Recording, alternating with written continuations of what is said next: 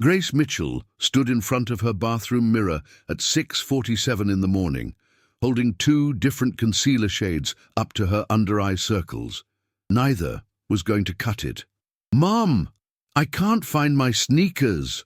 Noah's voice echoed from somewhere down the hallway of their modest two-bedroom apartment in southeast Portland. "Check the closet by the door," she called back, settling on the darker concealer. At least it would match the mood she was in. She had exactly 13 minutes to finish getting ready, pack Noah's lunch, find those sneakers, and get them both out the door before his school bus arrived at 7:20. This was her life now. Not glamorous, not particularly romantic, but it was hers, and most days she was okay with that. Grace finished her makeup with the practiced efficiency of someone who had learned to do it in fragments throughout her morning routine. Her dark hair, somewhere between auburn and brown, depending on the light, was pulled into a messy bun that was intentionally messy, which technically meant it wasn't a failure. She wore a vintage band t-shirt, the Smiths purchased at a thrift store for $3, and black jeans with a hole at the knee that had started as an accident but had become somewhat fashionable, or so she told herself. At 32, Grace wasn't the version of herself she had imagined at 22. That Grace had expected to be married by now, probably living in a nice house, maybe working in something creative but stable. That Grace had been naive. This Grace, the one staring back at her with tired eyes and a determined smile, was someone she had become through necessity and survival, and she was learning to respect her. Found them. Noah appeared in the doorway, already dressed in his second-grade uniform, khaki pants, navy polo, his blonde hair sticking up in 12 different directions. He held his blue sneakers triumphantly over his head. "Excellent detective work," Grace said, leaning down to kiss the top of his head. "Now let's get your socks on. We've got 8 minutes." The bus ride to school took 14 minutes if the lights cooperated. Grace drove her 2008 Honda Civic, affectionately named Gerald, like she was piloting a spaceship through an asteroid field, weaving through Portland's morning traffic with the precision of someone who had done it 5 days a week for 3 years. Noah sat in the back, swinging his legs and humming something that sounded vaguely like a song he had learned in music class. "Mom, can we get pizza for dinner tonight?" he asked as they pulled up to the school. "Maybe. I have a client meeting at 6, so it might be late." "You always have a client meeting," Noah said, not unkindly, just as a statement of fact that landed directly in Grace's chest. He unbuckled himself and grabbed his backpack. "But pizza would be cool." She watched him run toward the school building, his oversized backpack bouncing, and felt the familiar cocktail of guilt and exhaustion that came with single motherhood.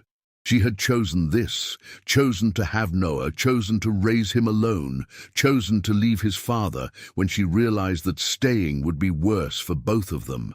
But some days, the weight of all those choices pressed down on her like gravity was stronger here in Portland. The rest of her morning was a blur of driving to her studio apartment, which was less studio and more converted garage, in the Pearl District, setting up her lighting and filming 4 short social media videos for a local coffee company. She had built her content creation business almost entirely through word of mouth and Instagram. She made videos for small businesses, non-profits, and the occasional artist who needed help telling their story in 30 seconds or less. It wasn't lucrative, but it was flexible, and it meant she could pick Noah up from school most days, and it meant she never had to pretend to be excited about something she wasn't. Those things mattered more to her than money ever could. By noon, she was sitting at her favorite coffee shop, the one that wasn't her client, with a matcha latte and her phone scrolling through her emails.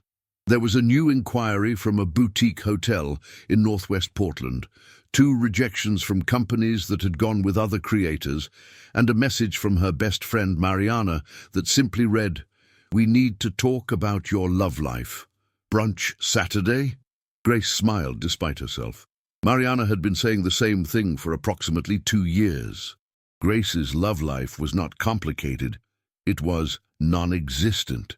After Noah's father had faded out of the picture, a story Grace didn't like to tell, but it involved broken promises and a woman from Portland State, she had decided that dating was a luxury she couldn't afford. Between Noah and work there was no time, and more importantly, there was no desire. Or at least, that's what she had convinced herself. But at night sometimes, when Noah was asleep and she was editing videos or scrolling through her phone before bed, she felt it, that quiet ache of loneliness. The kind that wasn't about missing a specific person, but about missing the idea of being known, being chosen, being someone's first priority instead of second. She downloaded a dating app on a whim. It was called Align, and it was supposedly designed for people who were tired of shallow swiping. It prioritized conversation over pictures. You could match with people, but you couldn't message them unless you had both answered a series of prompts about your values, your sense of humor, your fears, your dreams. It felt more intentional, less like shopping. Grace appreciated that. She spent 20 minutes filling out her profile, trying to be honest without being depressing. She wrote that she was a single mother because that was non-negotiable. Anyone who couldn't handle that wasn't worth her time. She wrote that she loved old movies, cheap wine, her kid more than anything in the world, and the smell of Portland after it rained. She wrote that she was bad at texting back, sometimes impulsive, and that she believed in second chances, but not third ones. She didn't expect much to happen. Within 3 hours, she had 17 matches. She was shocked, and then embarrassed, and then amused by her own surprise, which felt vaguely sexist of herself. Of course, people were interested. She was interesting. She had just convinced herself otherwise years ago. Most of the matches were unmemorable. There was a guy named Derek who seemed primarily interested in her physical appearance, another named Paul whose prompts made it clear he had very specific ideas about what women should be, and Grace wasn't it. But then there was James. His profile picture showed a man of about 34 or 35, with dark hair and the kind of face that suggested he didn't spend much time thinking about his appearance, which was the opposite of men, who clearly spent all their time thinking about it. He wore a simple grey t-shirt. There was no car in the background, no attempt at being impressive. His prompt responses were what caught her attention. What scares you most? Ending up surrounded by people who don't actually know me. What do you find attractive in a person? Someone who's comfortable with not having all the answers. Someone who can laugh at themselves. What's your most unpopular opinion? I think most successful people are just lucky people who worked hard, and most people think it's the opposite. Grace found herself smiling at her phone like an idiot. When she matched with him, a message appeared immediately, in the in-app chat. Your prompt about believing in second chances but not third ones intrigued me. Story behind that? She typed and deleted her response 4 times before sending, just learned the hard way that some people are only capable of disappointing you once. After that, you can't blame them anymore. His response came within a minute. That's either the most mature or most cynical thing I've read all week. Possibly both. Why not both, she wrote. Fair point. I'm James, by the way. Grace. And just like that, something shifted, not dramatically, not in the way it happened in movies, but subtly, like the light changing when you move to a different room. Grace had expected that this app, like the others, would be a wasteland of mediocre conversations and men who asked for her number within 3 messages. But James seemed different. They messaged for the next 3 hours, and Grace found that she was laughing at her desk, actually laughing, not just expelling air through her nose. James worked in startups, he said. He was between projects, evaluating what kind of work actually felt meaningful to him. He had strong opinions about coffee, a complicated relationship with his family, and a habit of overthinking things, which he acknowledged was ironic, given that he was supposed to be someone who could think strategically about business. When it came time to pick up Noah, Grace didn't want to put her phone down. This was a problem. She was supposed to be focused on her son, not giddy about a stranger on the internet, but she couldn't help it. While Noah did his homework at the kitchen table, she kept responding to James's messages. While she made dinner, pasta with jarred sauce because she was doing her best, she was thinking about his last message. So you're essentially a storyteller who works in 30-second increments. That's kind of amazing. Most people take 2 hours to say what you can convey in 30 seconds.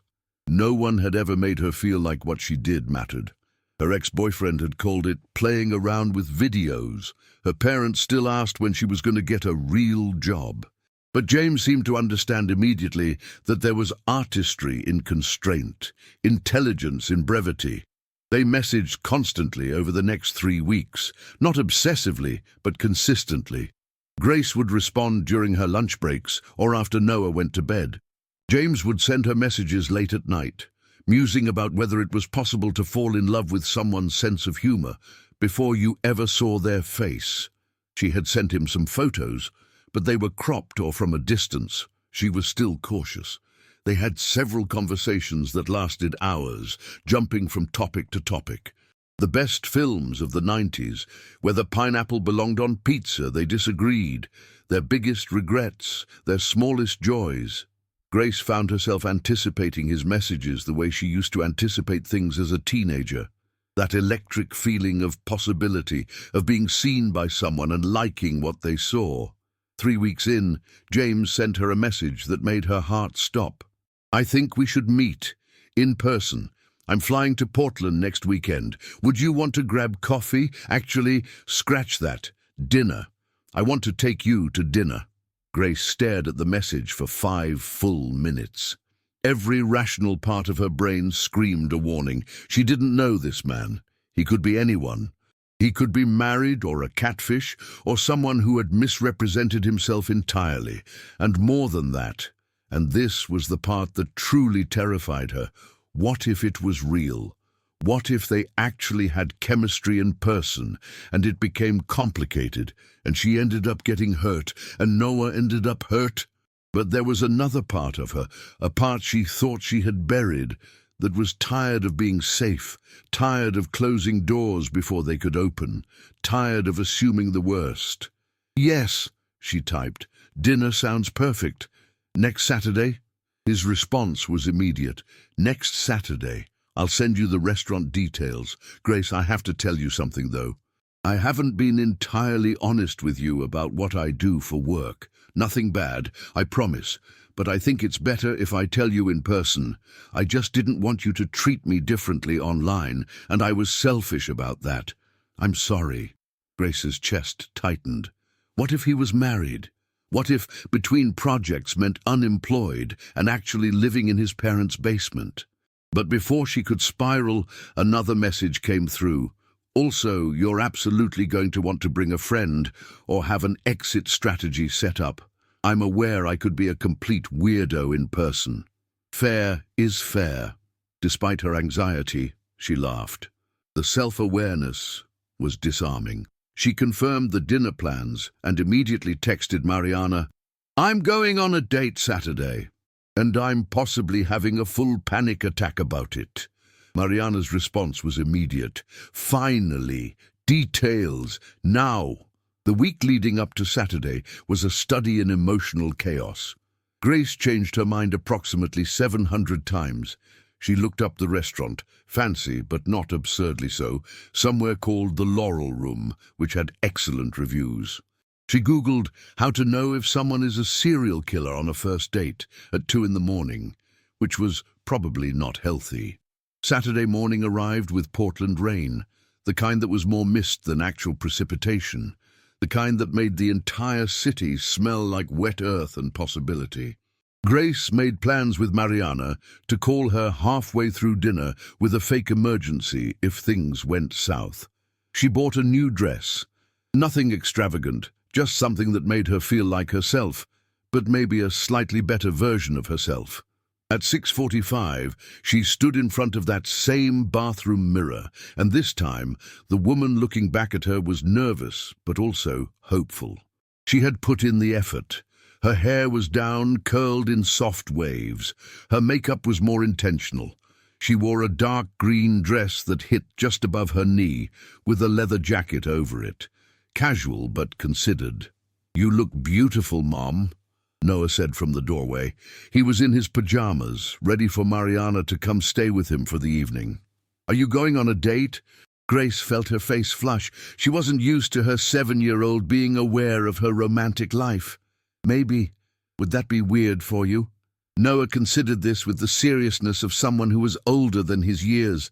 "Would he be nice to you?" "I hope so. Then it's not weird. I want you to be happy." Grace knelt down and pulled him into a hug, breathing in the smell of his hair, his baby shampoo and childhood, and felt a surge of love so fierce it was almost painful. This was the risk, wasn't it? Not just her own heart, but his. If she let someone in, and it didn't work out, it affected him too. It changed the landscape of his world. But maybe, she thought, that was part of being alive. Taking risks, believing in possibility. Mariana arrived at 7 o'clock armed with snacks and a knowing smile. Grace grabbed her wallet and her phone and headed for the door. "Have fun!" Mariana called after her. "And remember, if anything feels off, just leave." The restaurant was in a converted Victorian building in northwest Portland, candlelit and warm. Grace arrived at 7:28 and sat at a small table in the corner, her hands in her lap, trying to regulate her breathing like she was about to undergo surgery rather than have dinner. At 7:33, a man walked in. He was exactly how he looked in his photo, and also completely different. There was something about seeing him in person, in 3 dimensions, moving through space and gravity, that made him suddenly real, in a way that his messages never could. He spotted her. Their eyes met. And then he smiled. A real smile. Not a performing smile, the kind that reached his eyes. He was beautiful, and she was completely unprepared for what that did to her. He walked toward her table, and she stood on shaky legs, and they said hello, and it was perfect, for exactly 42 minutes. Then, in between the appetizers and the main course, Grace's phone buzzed with a notification. It was Instagram. James's full profile appeared in her suggested follows, and out of a curiosity she immediately regretted, she clicked on it. What she saw made her blood go cold. It wasn't the photos of him at charity galas, or with senators, or at what appeared to be a vacation home in the Hamptons that stopped her. It was the bio. CEO, Whitmore Holdings, investor, dreamer, probably taking this too seriously. Grace's fingers moved before her brain fully processed what was happening. 1 search, 2 more clicks. And then she was staring at an article from Business Insider dated 3 years ago. James Whitmore, the 31-year-old heir reshaping American venture capital. Whitmore Holdings, heir. The article mentioned his net worth, estimated at around $900 million, give or take the fluctuations of the market. Grace looked up from her phone to see James smiling at her, completely unaware that his entire world had just shifted on its axis, at least from her perspective. "Everything okay?" he asked, reaching for his wine glass. "You look like you've just seen a ghost." "Liar," her brain supplied. "Billionaire liar." "I'm fine," she heard herself say. And then, very carefully, she placed her phone face down on the table and took a sip of her own wine, which tasted suddenly like ashes. The dinner continued. James was charming and funny and engaged. He asked her real questions and listened to her answers. He told her stories about growing up in Boston, about his complicated relationship with his family business, about why he said he worked in startups.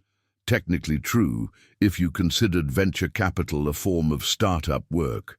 He reached across the table and touched her hand at one point, and she felt that electric shock that she had been anticipating all week. But underneath all of it, a voice in her head was screaming, because she knew with absolute certainty that she had made a terrible mistake. She had let herself fall for an idea, for words on a screen, for someone who seemed authentic. And now it turned out that what he had presented to her was the most carefully curated lie of all, not by action, but by omission. He was rich, insanely, unimaginably rich, The kind of rich that meant he wasn't just a different tax bracket from her, he was a different species. The kind of rich that meant that when he looked at her, he wasn't seeing her, he was seeing a version of her, a carefully filtered version that existed only in the context of his own narrative. And maybe, she thought darkly, that had been her mistake. Believing that anyone, no matter how genuine their words seemed, could ever really see her. By the time they were waiting for the check, Grace had made a decision. She couldn't do this. She wouldn't do this.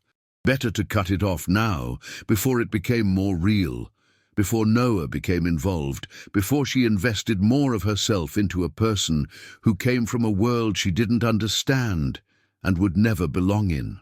"This was really nice," she said carefully, as James signed the credit card receipt.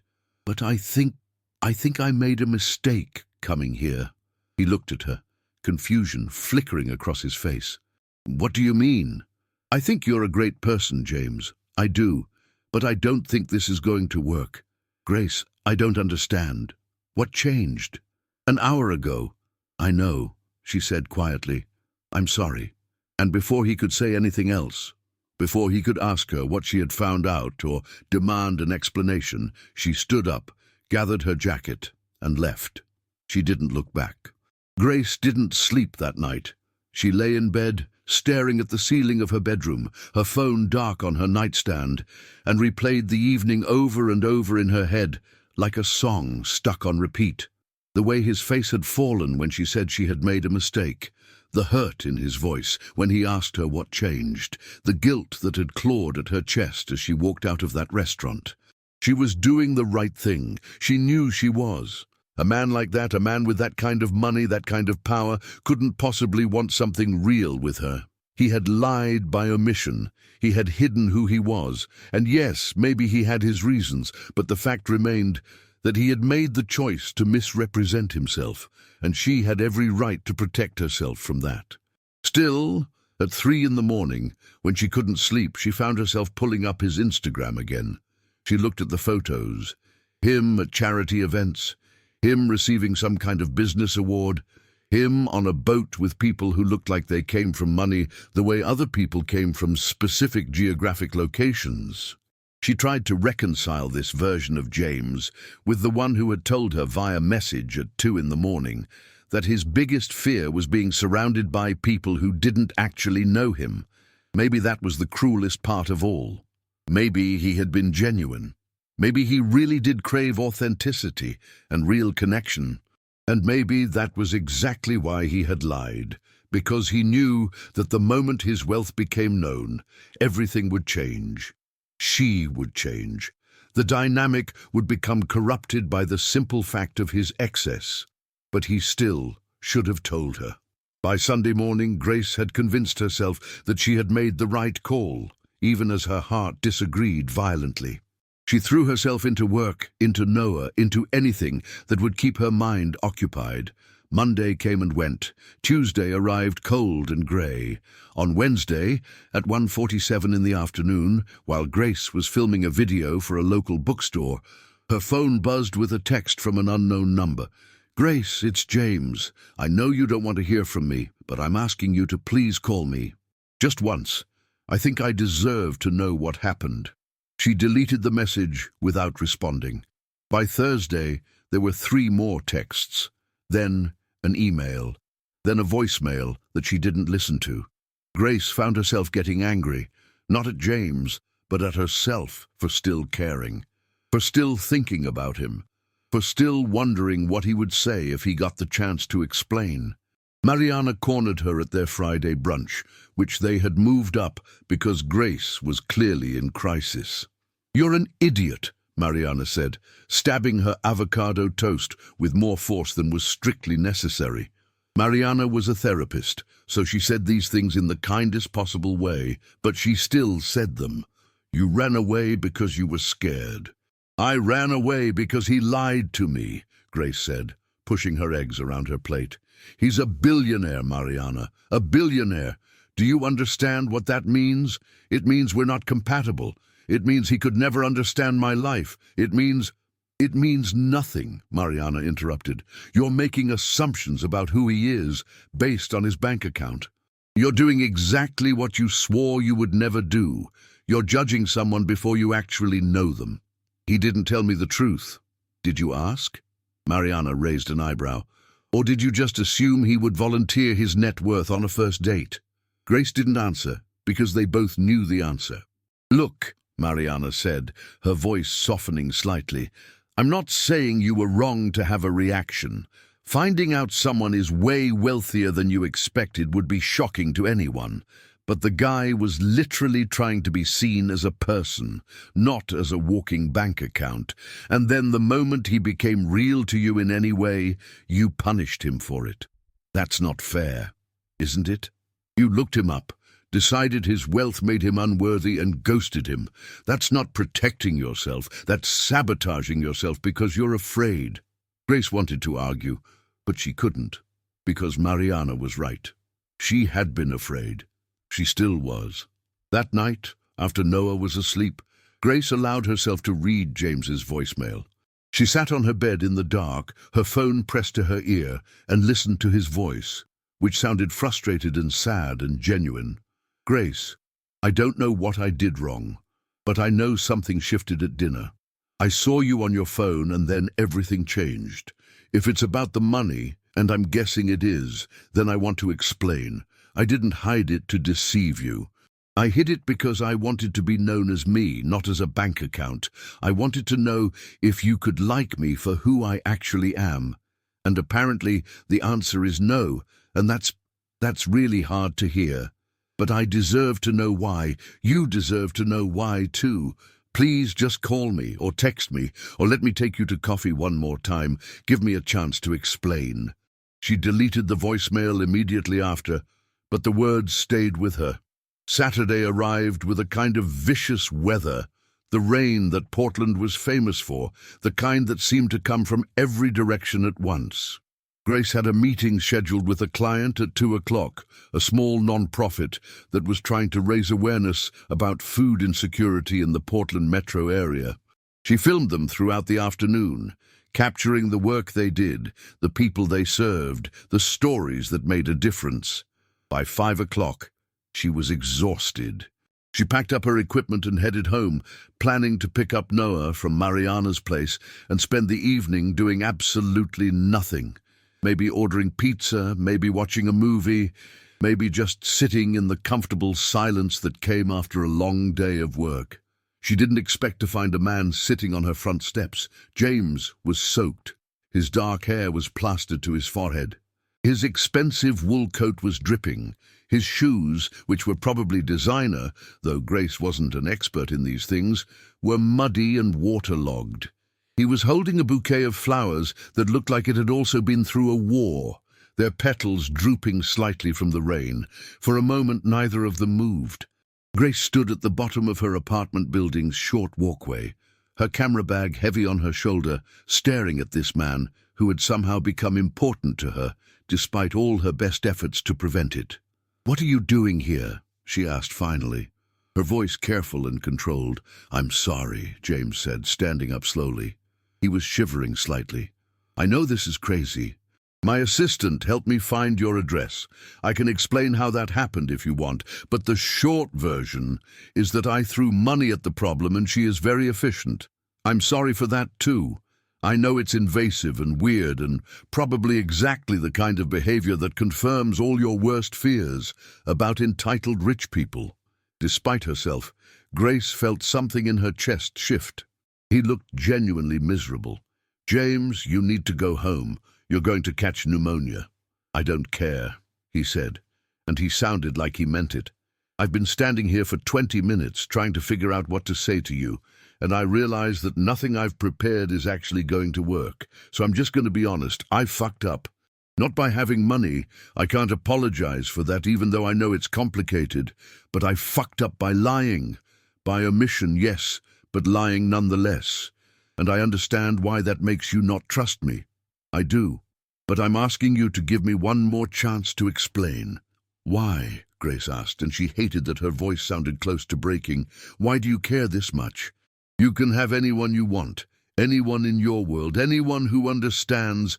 I don't want anyone in my world, James said, stepping closer. He was shivering harder now. I want you.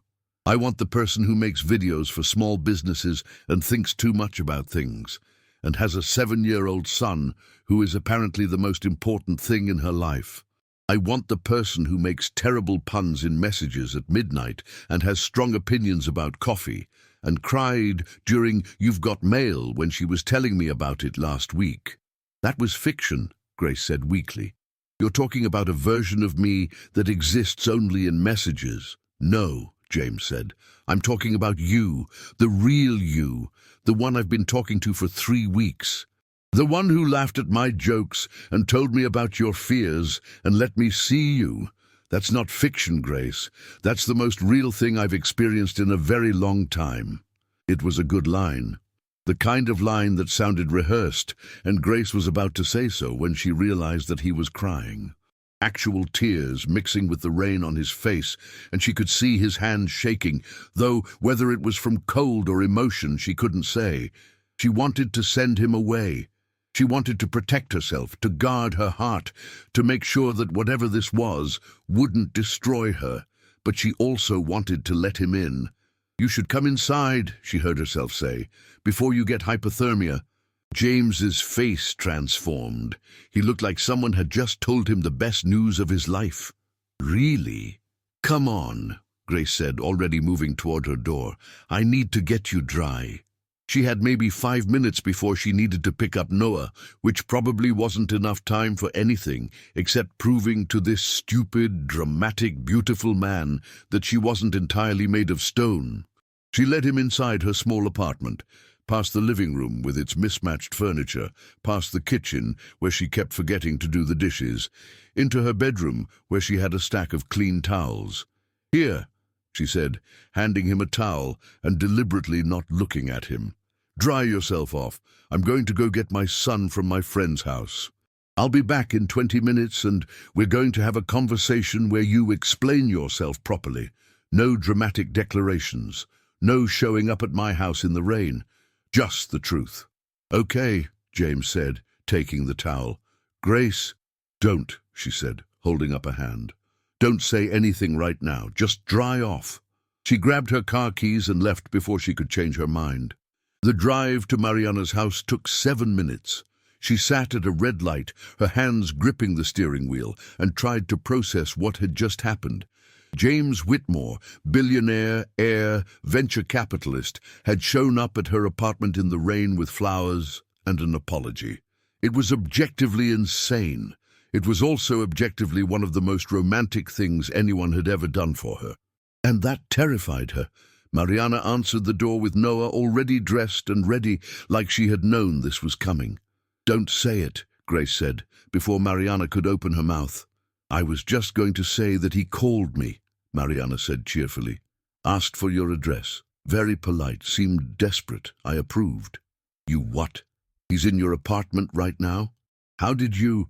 I'm a therapist, Mariana said. I know people. Also, he literally told me he was planning to show up at your place if I wouldn't tell him where you lived. He said, and I quote, I understand this is insane, but I need to try. So I figured at least if I helped him, you would know where to find me if things went sideways. Despite everything, Grace laughed. It came out slightly hysterical. You're interfering in my love life. Yes, and you're welcome, Mariana said, handing her Noah's backpack. Go talk to the man, Grace. Stop running. The drive home felt longer than it should have. Noah chattered about his day. He had made a new friend at school, and they were building a fort in the basement of Mariana's house, and he wanted to know if they could get a dog sometime soon, and had Mom had a good day.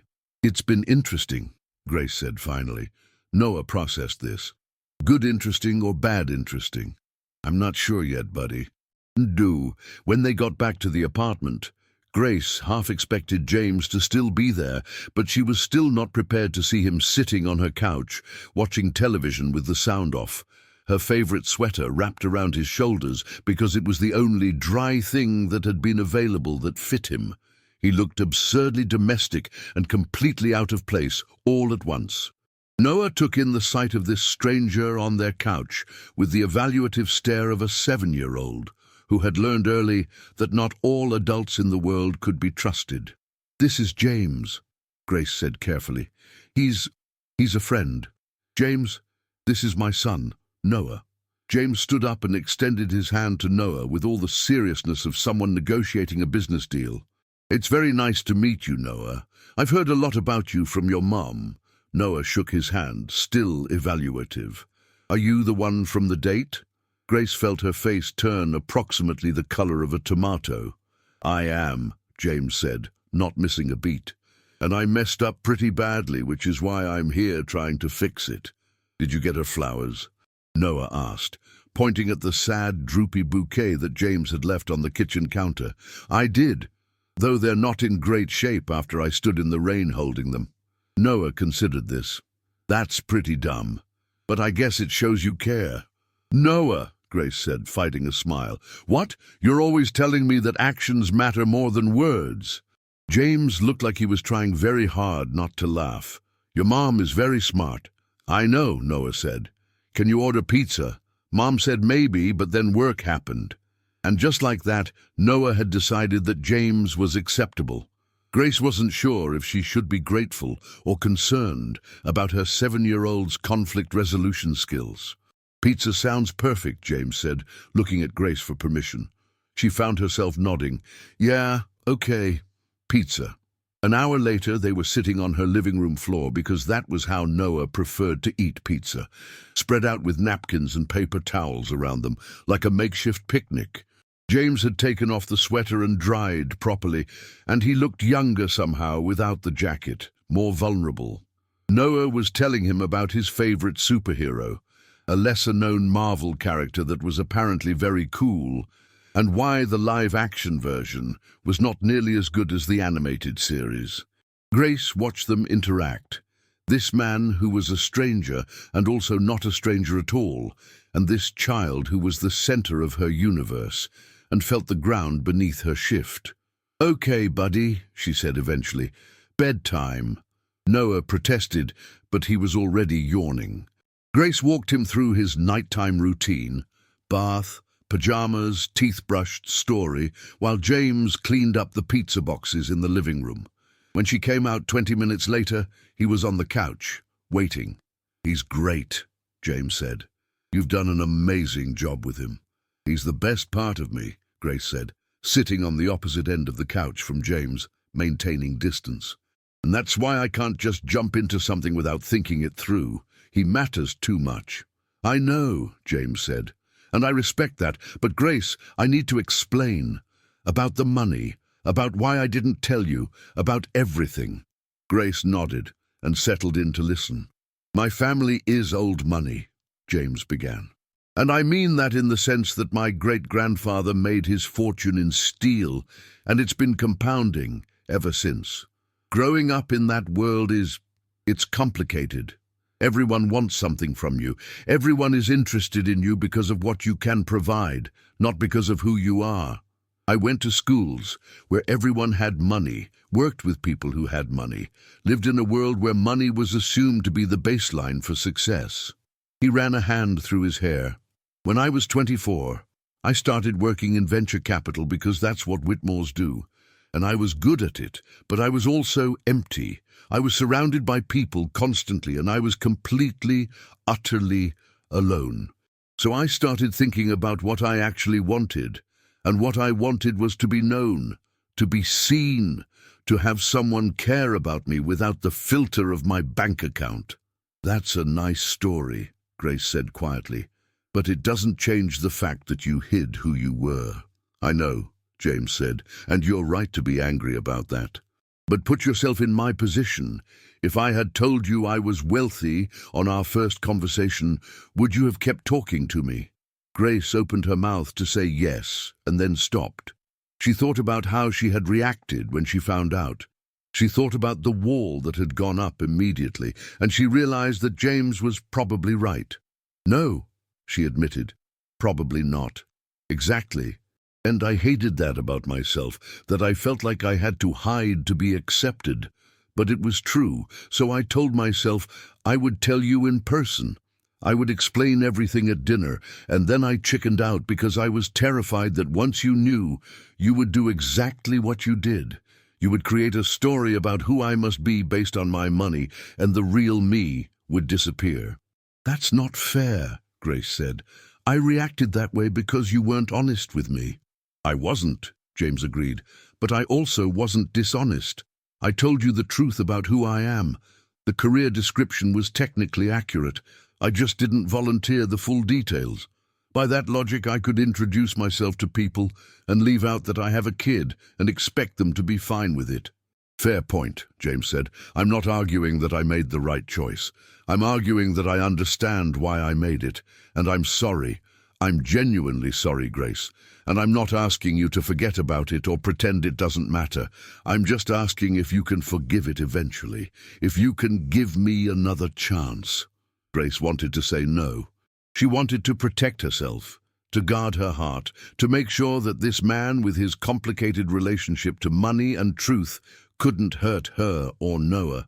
But she also wanted to believe that people could change, could grow, could be better. I need to think about it, she said finally. I can't just jump into this. I know, James said. Take all the time you need. I'm not going anywhere. And he meant it. She could see it in his face. After he left, after they had exchanged a hug that was awkward and tentative and somehow more honest than any kiss, Grace sat alone in her apartment and allowed herself to cry.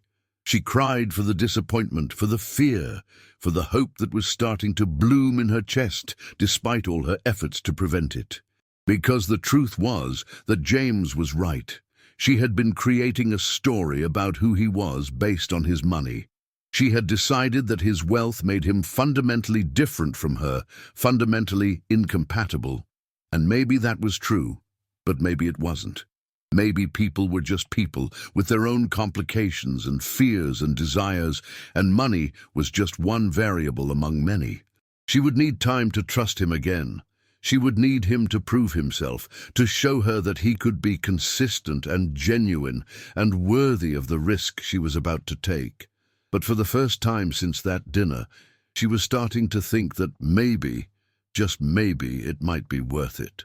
Grace had decided on a rule: 1 date per week, in public, with a clear exit strategy. It was a rule she had created after consulting with Mariana, who had validated it as reasonable boundary setting rather than paranoid self-sabotage, which was what Grace's internal monologue kept insisting it was. The first date under this new agreement happened on a Tuesday evening at a coffee shop in southeast Portland called The Daily Grind. Grace had deliberately chosen a place where she was known, where she felt safe, where she could see James in her actual environment rather than in restaurants designed to impress. She was already there when he arrived, sitting in the corner with her laptop open, pretending to work, but actually refreshing her email obsessively like it was a nervous tick. James appeared in the doorway at exactly 6:58, 2 minutes early, and something about that small punctuality made her trust him slightly more. He wore jeans and a button-up shirt that looked expensive without trying to be, and he carried 2 cups of coffee that he had clearly purchased from the coffee shop next to whatever hotel he was staying at. He was trying. That much was evident. "Hi," he said, sitting down across from her. "I brought you coffee. I didn't know if you'd already gotten some, so it might be redundant, but I was nervous and buying coffee seemed like something to do with my hands." Grace looked at the 2 cups he had brought, and then at her own nearly full cup. "You bought me coffee when I'm already drinking coffee." "I panicked," he said. "In my defense, I have spent the last 72 hours replaying our conversation at your apartment, wondering if I should have said something different, done something different, worn something different. My therapist would probably say that's obsessive. I'm inclined to agree with him." Despite everything, Grace smiled. She took one of the coffees he offered. "You have a therapist." "Several, technically. Family wealth comes with a lot of therapy. You'd be shocked at how much of my portfolio is essentially paying various mental health professionals to validate my feelings about money and privilege. That doesn't sound so bad. It's not, actually. Highly recommend. James settled back in his chair. So, how was your week? What followed was a conversation that was careful and deliberate and a little bit awkward. The awkwardness of two people who had been intimate through words but were now strangers again in person. They talked about work. He asked detailed questions about her video projects. She asked him about venture capital, and he explained it in a way that actually made sense rather than like he was performing intelligence. They talked about Portland. He admitted he had never spent much time in the Pacific Northwest. She gave him a list of things he absolutely had to do before he left. They talked about books and movies and the particular way Portland rain sounded at 3 in the morning when you couldn't sleep. What they didn't talk about was Noah, or money, or the fact that James had shown up at her house in the rain like a character from a movie that wasn't quite realistic enough to be believed. After 2 hours, James walked Grace to her car. She had driven separately, boundary-setting, exit strategy, and they stood in the parking lot under the Portland evening sky, which was doing that thing it did where it couldn't decide if it wanted to rain or not. "Can I see you again?" James asked. "Without the self-imposed waiting period, I mean. Can I text you, call you, exist in your life in ways that involve more than once per week?" "I need to take things slow," Grace said, and she meant it. "For me. And for Noah. I understand, but just so you know, I'm not going anywhere. I'm not going to pressure you or rush you or make you uncomfortable. I'm just going to be here, waiting for you to decide if I'm worth the risk." After he left, Grace sat in her car for 10 minutes before starting the engine. She replayed the date in her head, looked for red flags, for signs that he was too good to be true, for evidence that she was being foolish. But all she found was a man who had tried hard, who had been genuine, who had respected her boundaries. It terrified her. The second date happened on Saturday afternoon. James texted that morning, "What if I took you and Noah somewhere? Somewhere fun? Somewhere that doesn't feel like a date but also kind of is? I promise I'm not trying to win him over with money or things. I just want to exist in the same space as both of you, without it being awkward." Grace's first instinct was to say no. Bringing James into her world with Noah felt like a commitment of a certain magnitude, like she was saying something about the future of this thing between them that she wasn't ready to say. But she also knew that if this was going to work, eventually James would have to meet Noah in a non-confrontational setting. And maybe it was better to do it sooner rather than later, when everything was still uncertain and nothing had been invested yet. She agreed to take Noah to the Portland Children's Museum, which was free on Saturday afternoons thanks to a partnership with the library system. It was a place where Noah was comfortable, where they had a routine, where Grace felt in control of the environment. James showed up at their apartment at 11 o'clock, wearing jeans and a t-shirt that looked soft and worn and decidedly unpretentious. Noah, who had been skeptical about the whole endeavor, warmed up to him within approximately 4 minutes, primarily because James had brought a Rubik's Cube to the museum and spent 45 minutes showing Noah how to solve it, rather than just handing him the solution. "See, the thing about a Rubik's Cube is that it looks impossible," James explained, sitting on the floor of the museum's engineering section while Noah studied the colored squares intensely. "But every movement has a logic to it. You just have to understand the logic. Once you do, it becomes inevitable rather than random." "Can you teach me the logic?" Noah asked. "I can teach you the first layer," James said. "The rest you'll figure out on your own. That's the fun part, the discovery." Grace watched them from a nearby bench, and she felt something shift in her chest. She had been so focused on protecting herself from James that she hadn't fully considered what it would mean to let him into Noah's life. Noah didn't have many consistent male figures. His father had disappeared when he was 2. There was her father, but he lived in California and video called on birthdays. And now here was this man, this billionaire, this person who had lied to her, sitting on a museum floor, patient and unhurried, treating her son's curiosity like it mattered. It was dangerous. This was dangerous. By 1 o'clock, they had moved to the museum's snack bar. Noah was drinking hot chocolate and eating a cookie, and he was telling James about the novel he was reading, a fantasy series that was probably slightly advanced for his age, but Noah was a voracious reader. James was listening with the kind of attention that made Noah feel like his thoughts were worth considering. So the dragon is actually good, but no one believes him because he looks scary, Noah explained. And that's kind of sad because he's trying really hard to help people, but people are always scared of him anyway. That must be lonely, James said thoughtfully, being misunderstood even when you're trying your best. Noah nodded seriously. Yeah, that's why I feel bad for him. Even though he's scary. Grace watched this exchange and felt her resistance crumbling like a building in an earthquake. After the museum, they walked along the waterfront park. The weather was holding, which in Portland meant that it wasn't actively raining, though the sky was a consistent shade of grey that suggested it was just waiting for the right moment. James kept pace with Noah's running commentary about everything they passed, the ducks, the river, the buildings, the people, and he asked Noah questions that suggested he was genuinely interested in the answer. "Do you ever want to live somewhere else?" James asked Noah as they watched the water. "Somewhere with more sun." Noah considered this seriously. "Maybe, but Mom likes Portland. And I like Portland, so probably not. That's a good reason to stay somewhere," James said, "for the people you love." Grace felt her heart do something complicated in her chest. As they walked back to the parking lot, James asked if he could take them to dinner. Grace almost said no. The rule was 1 date per week, and technically they had already broken that with the museum.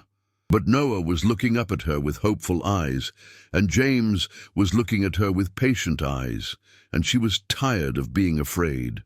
"Okay," she said, "but somewhere casual, and not too expensive." "I know a place," James said. "It's a food cart pod in Southeast. Really good Korean BBQ tacos. I went there last week and thought about how you might like them." They went to the food carts, and it was perfect in a way that felt designed specifically to appeal to both of them. The food was delicious, and it wasn't formal, and Noah could eat with his hands and get sauce on his shirt, and no one cared. James and Grace talked while Noah ate with the single-minded focus of a 7-year-old who was actually hungry, and their conversation was easier than it had been at the coffee shop. There was less planning, less careful construction. It felt more real. "I want to apologize again," James said as they were finishing up, "for how I handled the beginning of this. You deserved better." "You did apologize," Grace said. "Multiple times, actually. You can stop now. But I'm not sure you've actually forgiven me." "I'm working on it," Grace said. "Forgiveness isn't something I give easily. I learned a long time ago that people usually hurt me less if I don't trust them with my vulnerability." "Who hurt you?" James asked. "Besides Noah's father, I mean. That taught you this." Grace wasn't sure she wanted to go into her full romantic history, but she found herself answering anyway. "My dad was great when I was growing up, but he was also absent. He was so focused on his career, he's a surgeon in San Francisco, that he missed most of my childhood. And my mom, she stayed with him even though she wasn't happy, because that's what women were supposed to do back then. When I was 18, I promised myself I wouldn't do that. I wouldn't compromise myself for someone else. And then I met Noah's father when I was 24. And I fell in love, and I compromised anyway. And he left. And I realized that I had made all the same mistakes I had promised not to make." "So you decided never to compromise again," James said. "Not never. But I decided to be more careful, to protect myself. And Noah, Grace agreed. James was quiet for a moment. "I'm not going to hurt you, Grace. I know I can't promise that with absolute certainty. Life is unpredictable, and people are complicated. but I'm going to try very hard not to hurt you, and if I do, I'm going to own it and work to fix it. That's the best I can do." Grace wanted to believe him. The terrifying thing was that she was starting to. Over the next 3 weeks, a pattern emerged. James would text her good morning, and Grace would pretend not to be pleased by it. They would have one official date per week, and then inevitably they would end up seeing each other more than that. A coffee run, a lunch break, an evening when James would show up at her apartment with Thai food, and they would watch movies with Noah until he fell asleep, and then they would talk in careful voices on the couch, sometimes with pillows between them, sometimes without. Grace started to notice the little things. James always asked before touching her, but it wasn't in an anxious way.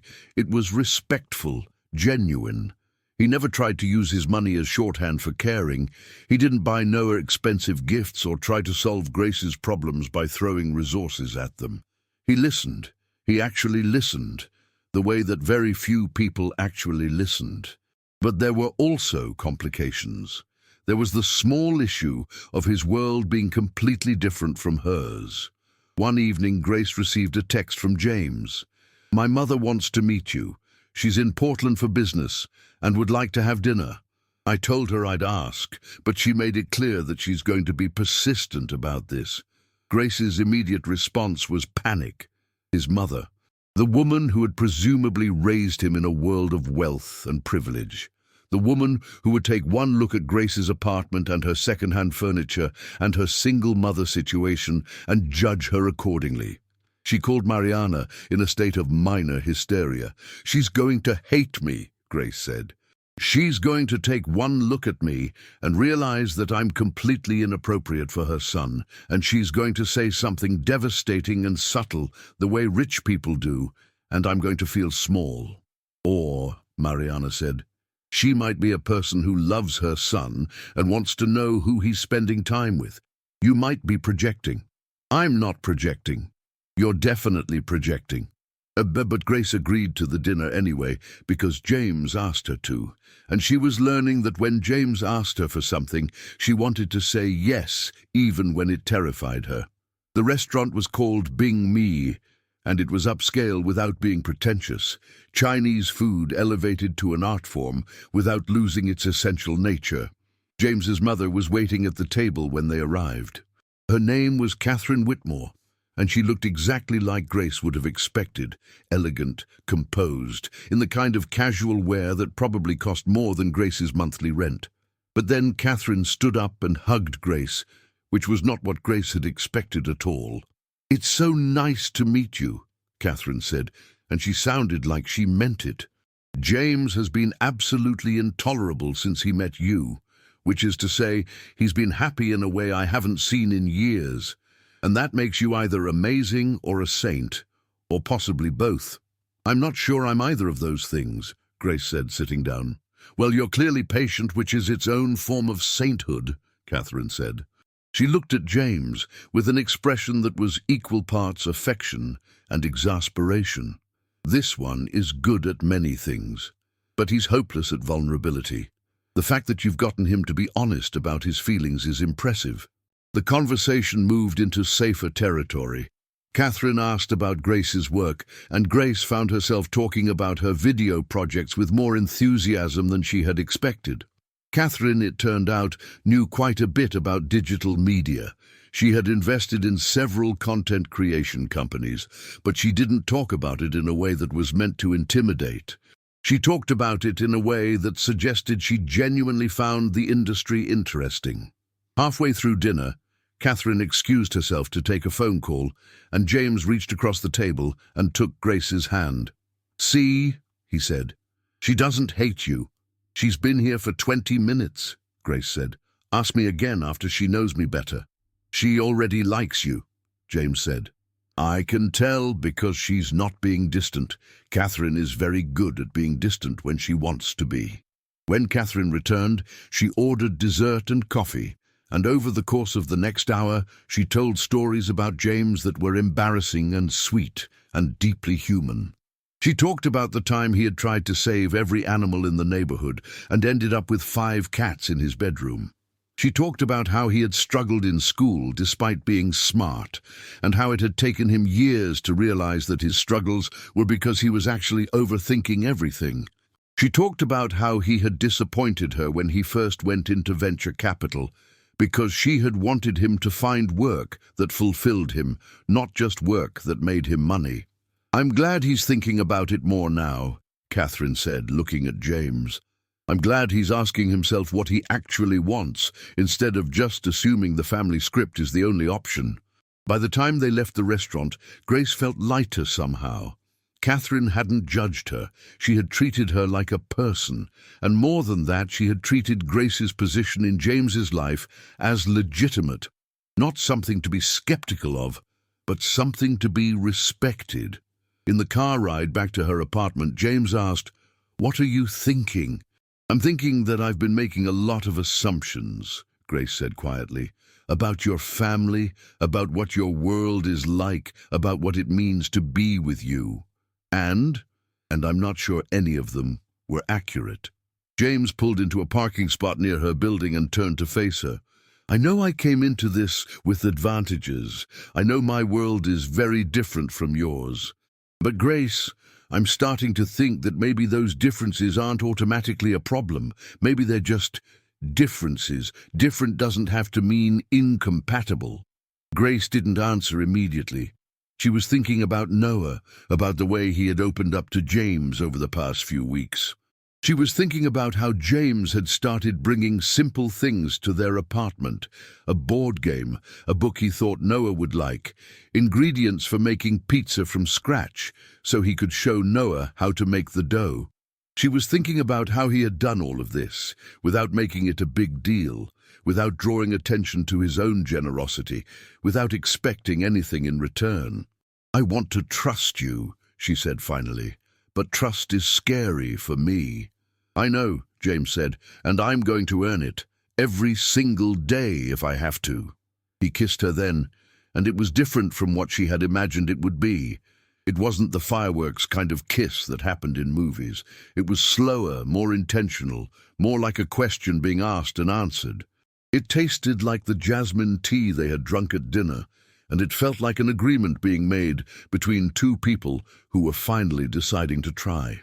By early April, 6 weeks after the date that ended in a ghosting and a man showing up at her door in the rain, Grace found herself in a position she hadn't expected. She was happy, genuinely happy, in a way that wasn't dependent on external circumstances, or how many clients she had, or whether Noah had had a good day at school.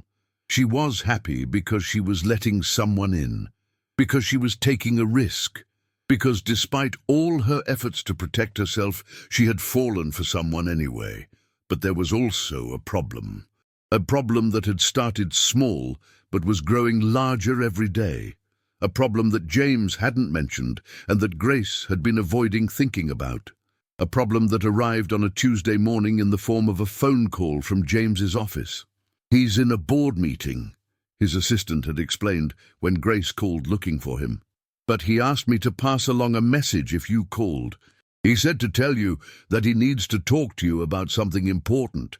He said it's about his family business and it can't wait much longer."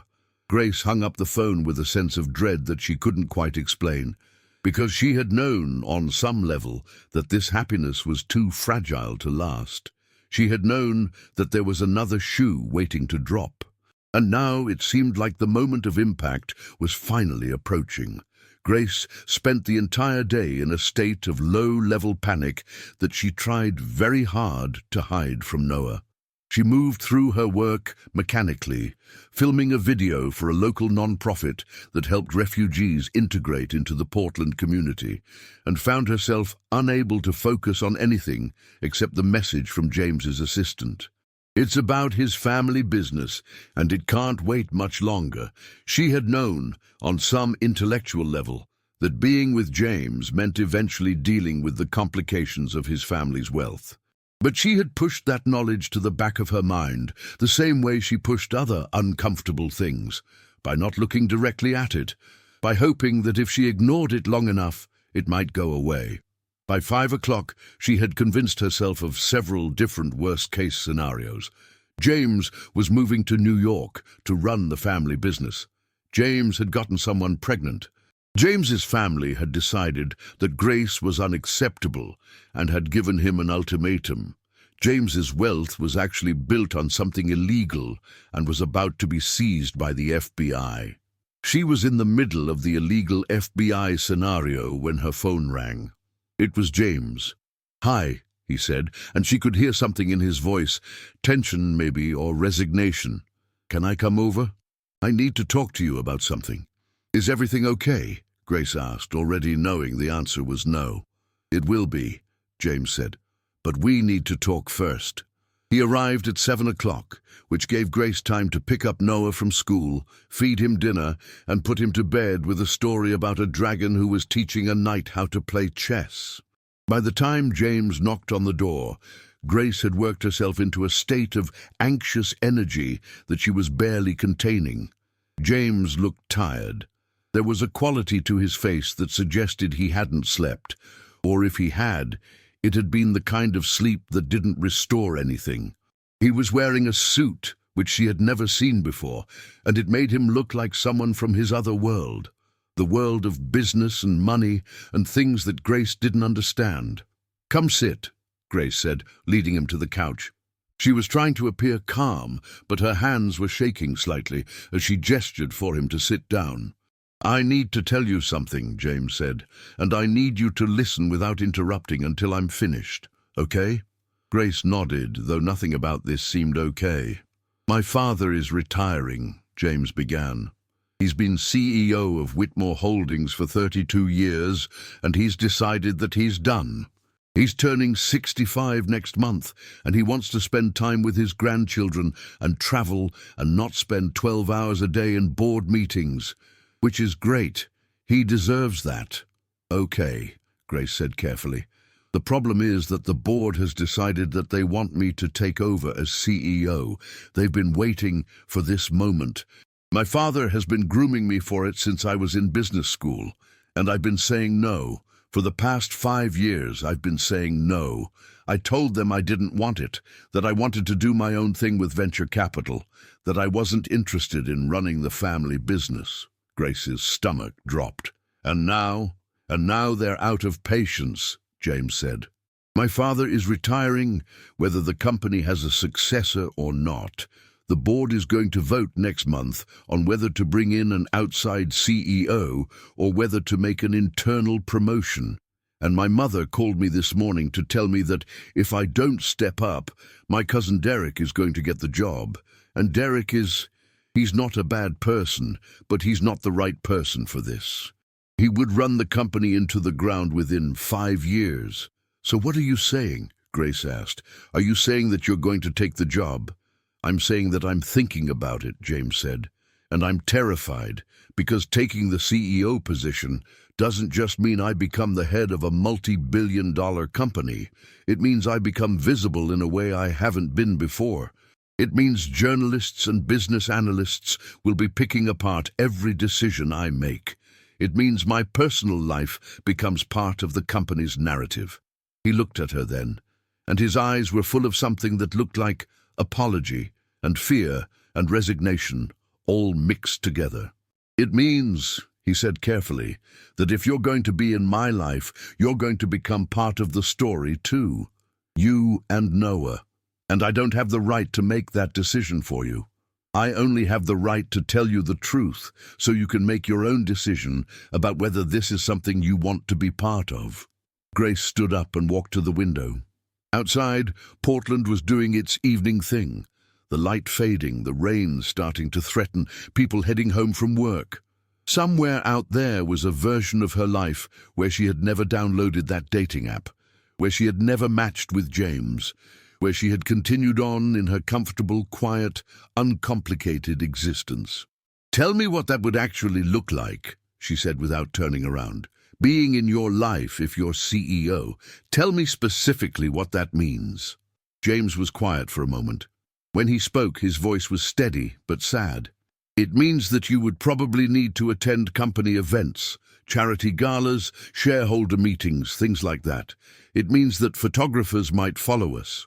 It means that your family would become a talking point in business circles. It means that people would probably research you, find out about Noah, possibly make judgments about you based on incomplete information. What about Noah? Grace asked. What does it mean for him? I don't know, James said, and she appreciated the honesty of that. His school might get approached by journalists. His friends' parents might ask him questions about his mother and me. He might experience a kind of visibility that he hasn't asked for. So, you're asking me to potentially damage my son's life to support your career ambitions, Grace said, and she was aware that her voice sounded hard, angry. That doesn't seem fair. It's not fair, James said. You're right. And that's why I'm telling you before I decide anything. That's why I'm saying you have a choice. If you don't want any of this, I will tell the board no. I will let Derek have the job and I will figure out something else to do with my life. But I need you to know that's on the table as a possibility. Grace turned around to face him. You would give up being CEO? Your whole family's expectation, your legacy, all of that, just because I'm not comfortable with it? Yes, James said simply, but only if that's what you actually want. And only after we've talked about it fully, and you understand what the alternatives are. I'm not going to resent you for this decision. I'm not going to hold it over your head. This is your choice to make. Grace sat back down on the couch, her mind spinning.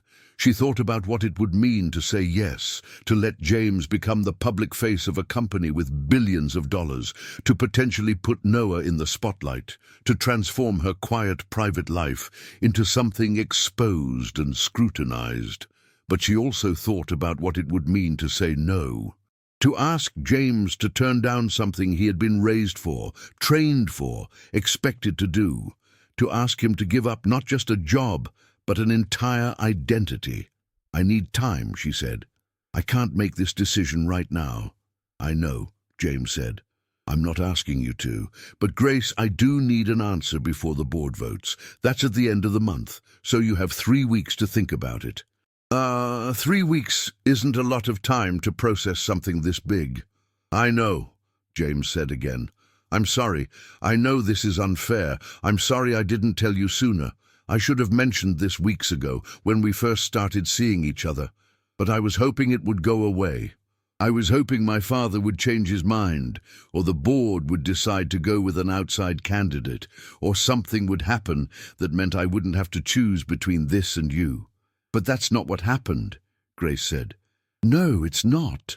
Over the next week, Grace found herself in a strange state of emotional paralysis. She went through the motions of her life, work, Noah, basic maintenance of the apartment, but her mind was elsewhere, running through scenarios like a computer program stuck in a loop. She talked to Mariana about it during their next therapy session, which had informally become a standing appointment that they called Grace's Life Crisis Hour. What are you afraid of? Mariana asked, the way she always asked. The way that was so deceptively simple, it took a while to realize how complicated the answer could be. I'm afraid that if I say yes, I'm repeating my mother's pattern, Grace said. She compromised everything about herself for my father's career. She gave up her own dreams, her own identity, and she was so unhappy. And I swore I would never do that. But what is James asking you to compromise? Mariana asked. Is he asking you to give up your career, to move away from Portland, to stop being yourself? No, Grace admitted. He's not asking for any of those things. So what is he asking? He's asking me to be visible in ways I don't want to be. He's asking me to potentially expose Noah to things that I've worked very hard to protect him from. Those are legitimate concerns, Mariana said, but they're different from what your mother experienced. Your mother was erased by her husband's ambition. James is asking you to be part of his story, not to disappear from yours. Those are different things. But what if I can't handle it? Grace asked. What if I say yes and then I realize I hate it? What if it's too much? Then you tell him and you work through it together, Mariana said. Or you acknowledge that it wasn't right for you and you leave. You're not trapped, Grace. You have agency. On Friday, James came over with takeout Thai food and a stack of documents. He set them on the coffee table with an apologetic expression. I brought some information, he said, about what being CEO actually entails. I thought it might help if you understood the specifics rather than just the general concept. They sat on the couch with pad thai and spring rolls between them, and James walked her through the documents. He showed her what a typical CEO's schedule looked like. He explained the charitable obligations, the public appearances, the shareholder relations. He showed her what the company actually did, investing in clean energy, sustainable agriculture, and renewable technology. It was, Grace realized, not as evil as she had perhaps been imagining. The company makes money, James explained, but it also tries to make the world slightly better at the same time. It's imperfect, and yes, there's a profit motive involved, but the stated goal is not just to maximize returns, it's to invest in solutions to real problems. That's actually kind of noble, Grace said reluctantly. I know, James said, which is part of why I'm considering it. If the company were just about extracting as much value as possible, I would have said no immediately, but it's not, and I think I could actually do some good in this position. What about the visibility? Grace asked. Is there any way to protect Noah from that? Some, James said. I've been talking to a PR firm about this. They suggested that we could position you both as something we protect, something that's off limits to the press. Most legitimate journalists respect that boundary if you set it clearly. Obviously, tabloids might not, but tabloids they're a risk, but they're a manageable one. Grace felt something shift in her. Not acceptance, exactly, but something closer to understanding. James wasn't asking her to disappear. He wasn't asking her to sacrifice herself. He was asking her to take a risk, yes, but it was a risk that came with the possibility of something good. Can I ask you something? She said. If I say no, if I tell you I can't do this, what will you do? Honestly, James said, I'll probably still take the job. Grace looked at him sharply. What? I'm sorry, James said quickly. That came out wrong. What I mean is, I've been thinking about this all week, and I've realized that I can't make this decision based on you. Not because I don't care about you. I do. But because this is about me and who I want to be. And the person I want to be is someone who takes responsibility for things that matter, who uses the resources and privilege he has to try to make things better. Being CEO of Whitmore Holdings is an opportunity to do that. Grace felt her chest tighten. So you're going to do it regardless of what I say? No, James said. That's not what I'm saying. I'm saying that I'm going to do it because it's the right thing for me to do. But your participation in that, your presence in my life during this, that's still your choice. If you decide it's too much, I will understand. And we can work out custody arrangements. And you and Noah can stay here in Portland, and I'll visit as much as I can, and we'll figure out a way to make it work. You're talking about this like we're already broken up, Grace said. I'm talking about it like I'm not going to ask you to sacrifice yourself for my ambition, James said. I made that mistake once already, by not telling you about my wealth. I'm not going to make it again by asking you to be okay with something you're not actually okay with. But what if I'm not saying no? Grace asked quietly. What if I'm just scared? James reached for her hand. Then we need to talk about what would make you less scared. What would help you feel safe if you said yes? What followed was the most honest conversation they had had since that first night on her couch. Grace talked about her fears, that she would lose her identity, that Noah would be hurt, that she would wake up one day and realize she had made the same mistakes her mother had made. James listened without trying to fix anything or minimize her concerns. He just listened, and then he talked. He told her about his own fears, that he would be bad at the CEO job, that he would disappoint everyone, that the weight of the family legacy would crush him.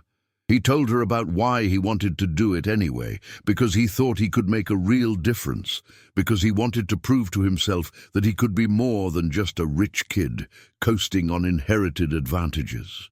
"I need you," he said finally, "not because you complete me or because I can't do this without you, but because having you there, knowing that you believe in me and that this thing we have is real, that helps me remember why I'm doing this. It keeps me grounded." Grace leaned her head on his shoulder and felt the weight of the decision settling on her like a physical thing. She could say no. She could choose safety and simplicity and the life she had carefully constructed for herself and Noah. But she was beginning to understand that safety wasn't the same as happiness, and that sometimes the things that scared you most were the things worth doing. "I need to talk to Noah," she said finally. "He's old enough to understand, at least in part. If this is going to affect his life, he needs to have some say in it." "That's fair," James said. So the next morning, while James went back to his hotel, Grace made pancakes, Noah's favorite, and she sat him down and tried to explain in terms that a 7-year-old could understand. "James's family has a company," she said, "and his bosses want him to run it. That would mean he would be more busy than he is now, and there might be more people who want to take pictures of us, but we would still be together." Noah processed this while eating his pancake methodically. "Would we move?" "No," Grace said. "We would stay here." "Would he move?" "He might have to spend more time in Boston where the company is," Grace admitted. "But he would still come back to see us." "Would people still be mean about it?" Noah asked, which was a surprisingly perceptive question and also broke Grace's heart a little bit because it meant he had been thinking about how her relationship with James might affect how people treated him. "Some people might be," Grace said honestly, "but most people wouldn't care. And the people who matter, your friends, your teachers, me, they would still be the same." "Then I think it's okay," Noah said, returning his attention to his pancake. "As long as James is still my friend." "He'll still be your friend," Grace said. That evening she called James and told him, "Okay, yes, I'm in." There was a long pause on the other end of the line. "Really?" "Really," Grace said. "But I have conditions." "Name them." "I need you to promise that if it becomes too much, if I'm struggling, we can talk about it and figure out solutions. I'm not doing the thing where I pretend everything is fine while I'm slowly dying inside."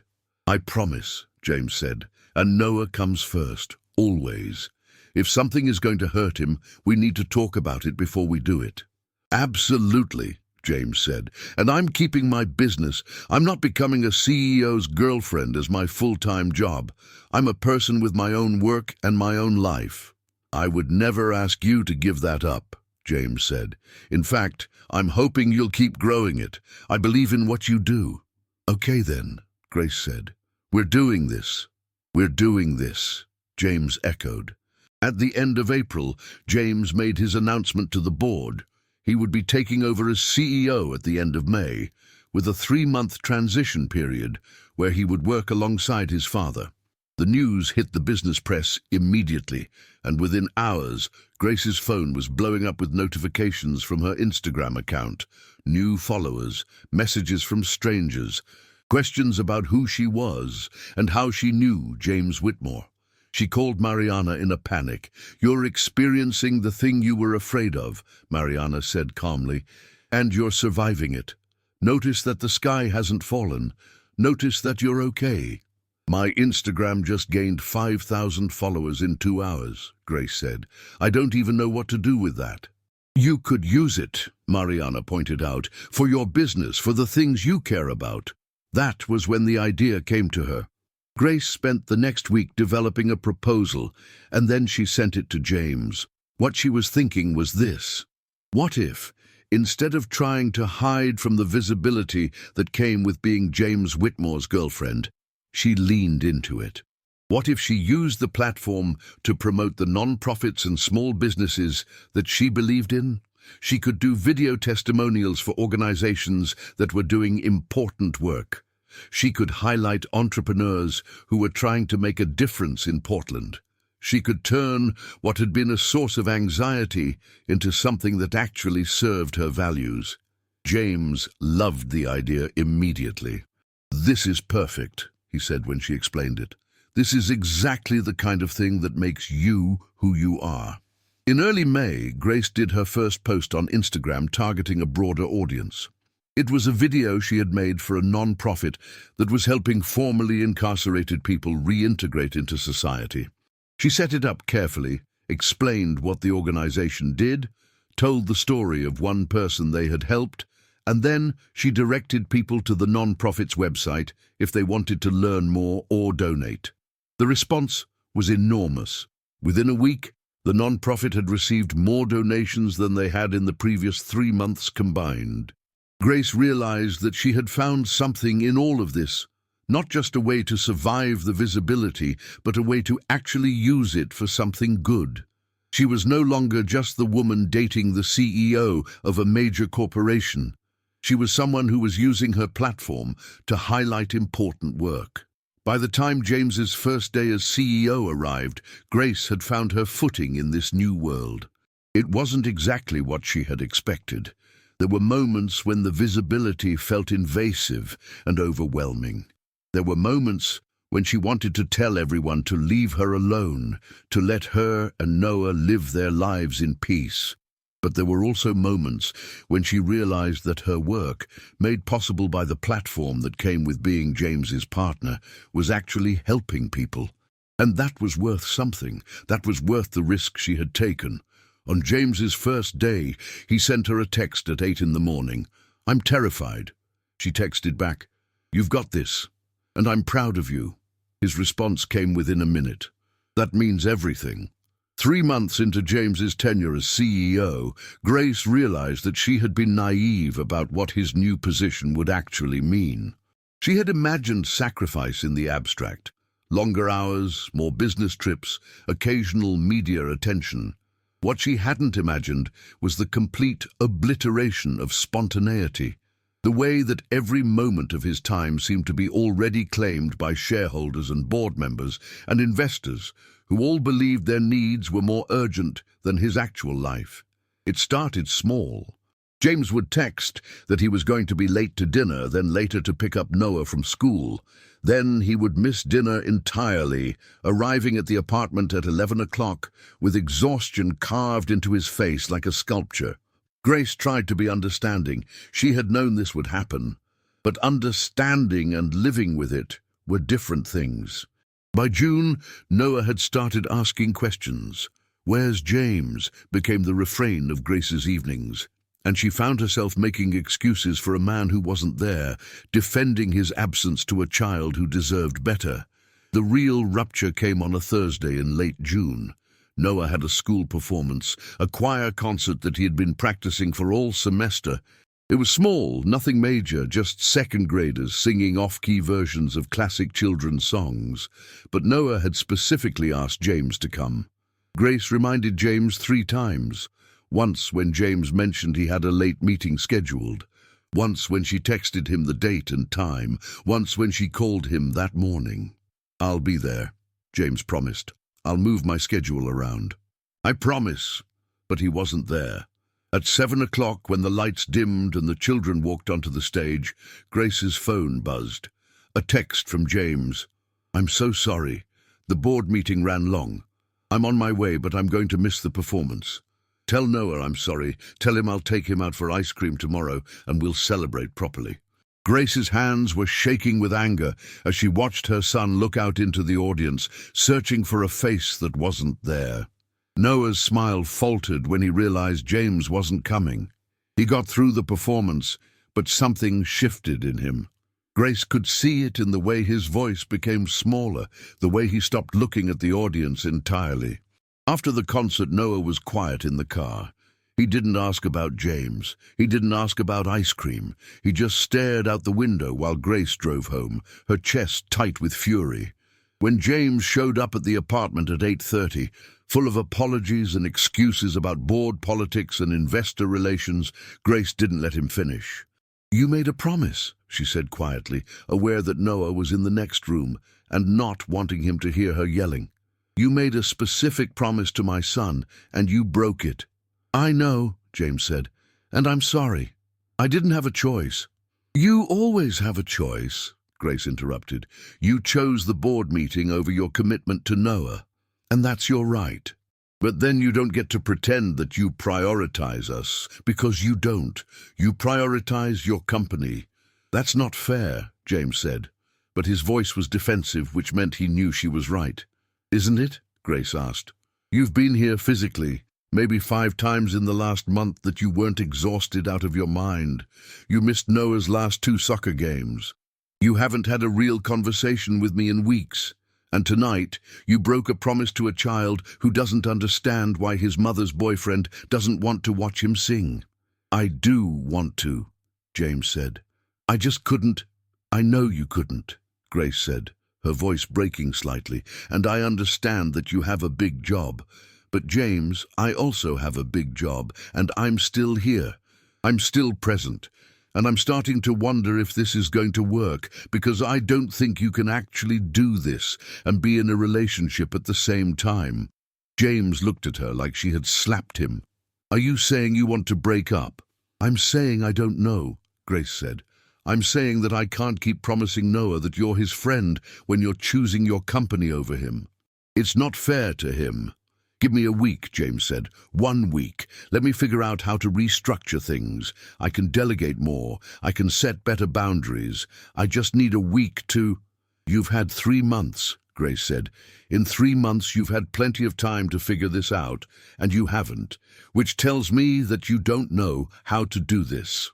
She left him standing in her living room and went to check on Noah, who was pretending to be asleep but whose breathing pattern wasn't quite right.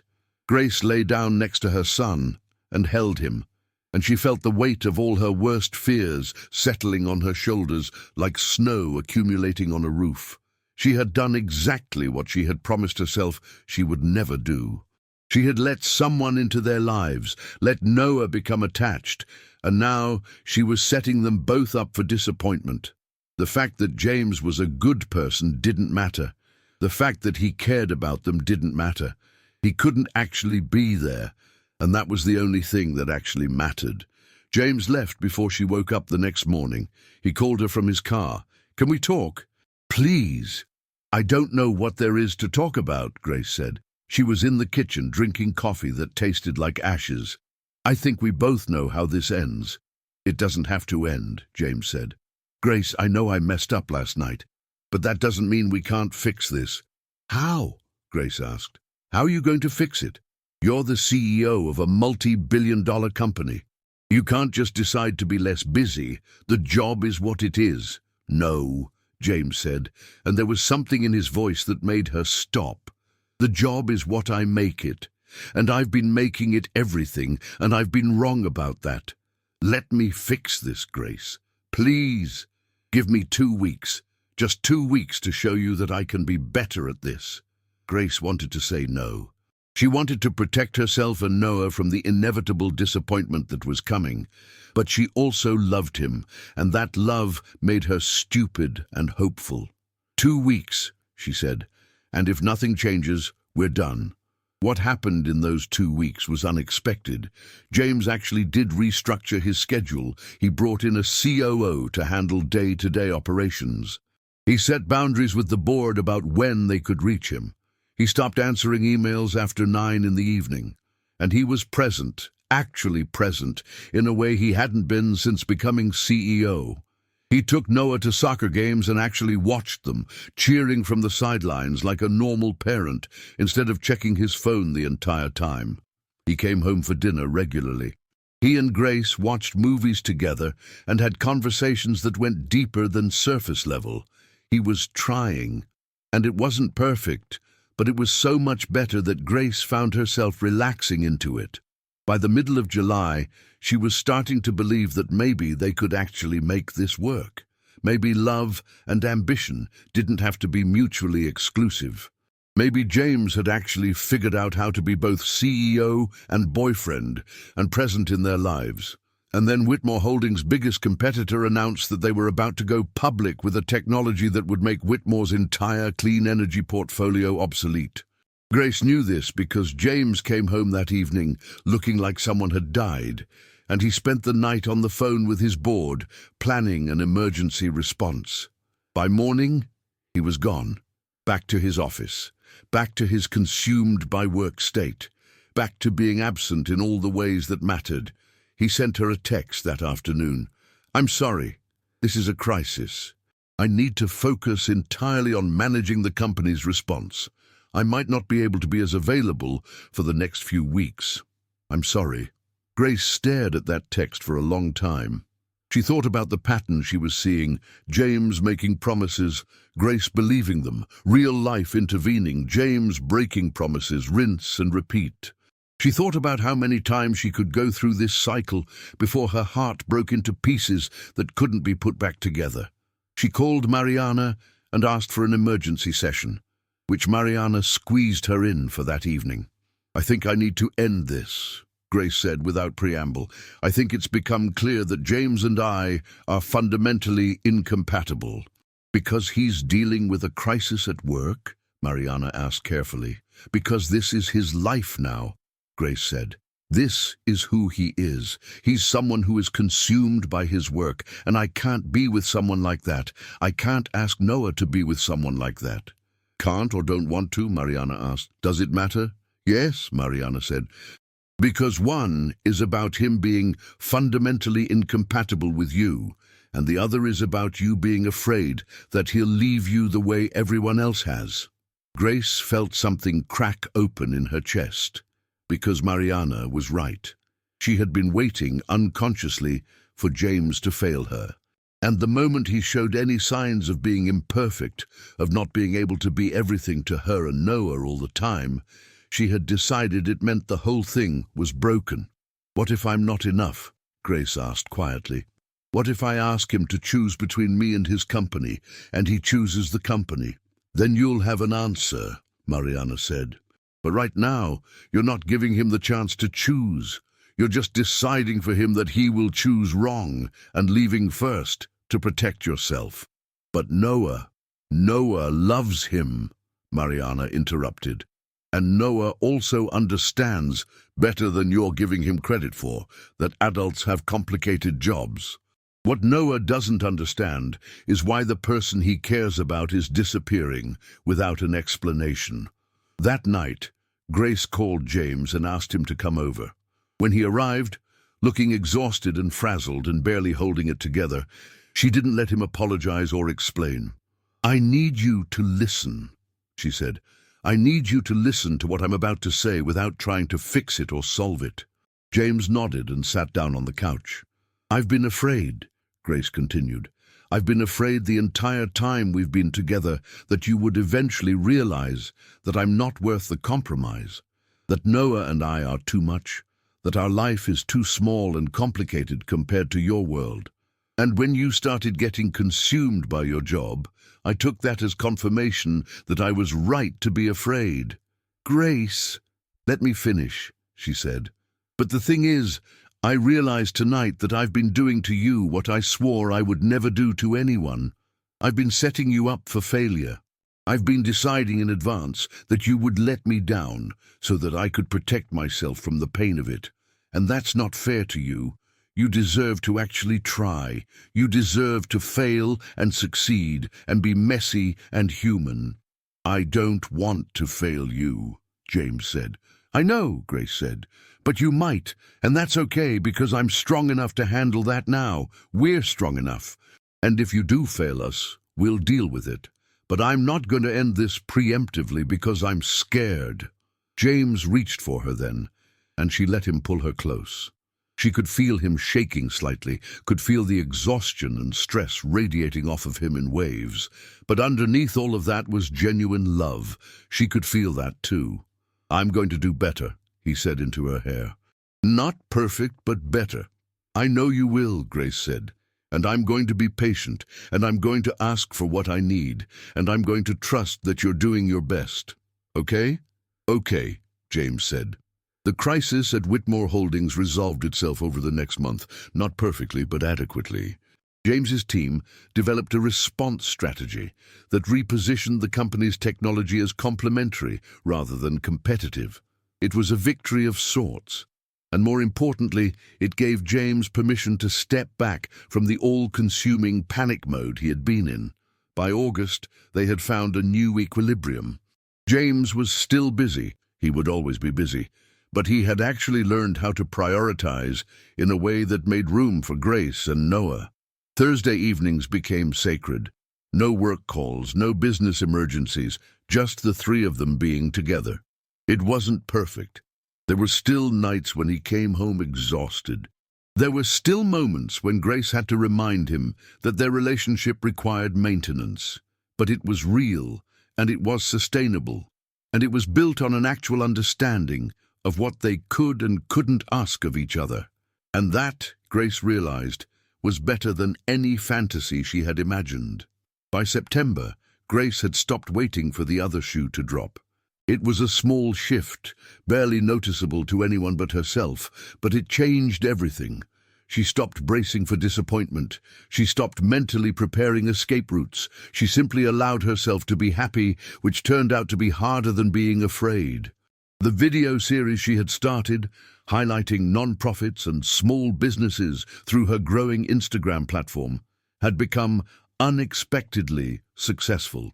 She now had 73,000 followers, and brands were reaching out to her about partnerships. One morning, she received an email from a production company asking if she would be interested in developing a documentary series about social entrepreneurs in Portland. She brought the email to James on a Sunday morning while they were making pancakes. Noah was still asleep, and they had the apartment to themselves in that golden light that came through her kitchen window before the rain started. "They want to give me a budget," she said, showing him the email. "A real budget. Like, enough to hire a small crew, to upgrade my equipment, to actually treat this like a business instead of a side project." James read through the email carefully, and then he pulled her into a hug that lifted her off her feet slightly. "This is incredible, Grace. You're incredible." "I haven't said yes yet," Grace said. "I wanted to talk to you first, because it would mean I'd be busier. I'd be traveling sometimes. It would affect—" "Say yes," James interrupted. "Please say yes, because you deserve this. And because watching you succeed at something you love is one of my favorite things." She called the production company back that afternoon and accepted the offer. By October, her life had transformed into something she never quite expected. She was running her own business, managing a small team of videographers and editors, developing content that actually mattered to her. James was in his groove as CEO, traveling less than he had initially, finding balance between his work and his personal life. Noah was thriving in third grade, had made a best friend named Marcus, and had started taking guitar lessons because James had casually mentioned once that he played. They had fallen into a rhythm, the three of them. Sunday mornings were for pancakes and talking about the week ahead. Wednesday evenings were for movies and popcorn. Weekends oscillated between Portland adventures and trips to Boston, where James's family had slowly come to accept Grace and Noah as permanent fixtures in James's life. His mother, Catherine, had become genuinely fond of Grace. They texted occasionally, and Catherine had even asked Grace to help her develop a philanthropic initiative focused on digital literacy for underserved communities. It was unexpected and wonderful, and exactly the kind of intersection of their lives that made it feel real. In November, James took Grace and Noah to Boston for Thanksgiving. It was their first major holiday together as a unit, and Grace was nervous about how it would go. The Whitmore family Thanksgiving was apparently a significant event. Extended family, old money conversations, the kind of gathering where people probably discuss things like portfolio allocation and tax strategies. But when they arrived at the family estate in Beacon Hill, Grace found that James's family had actually scaled down the event for her benefit.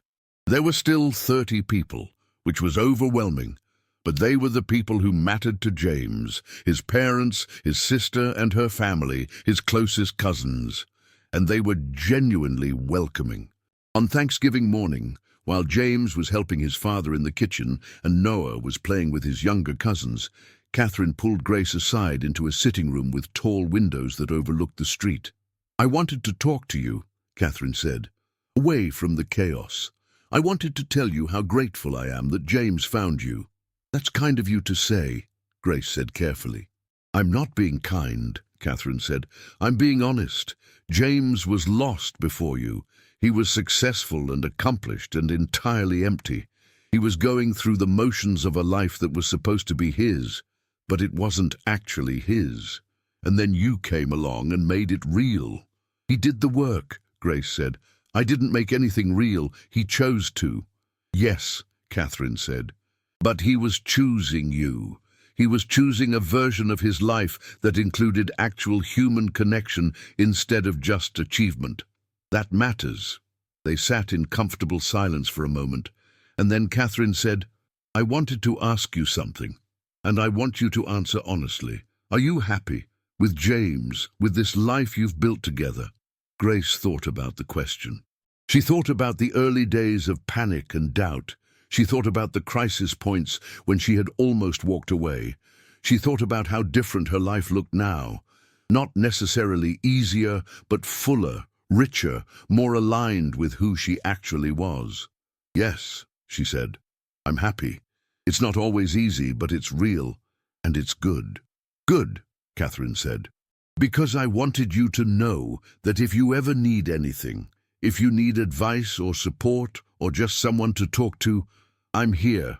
I know James's world is complicated, and it can be isolating, so I want you to know that you're not alone in it." Grace found herself tearing up slightly. "Thank you. That actually means a lot." "Of course," Catherine said. "You're family now." The drive back to Portland on Sunday was quiet and content.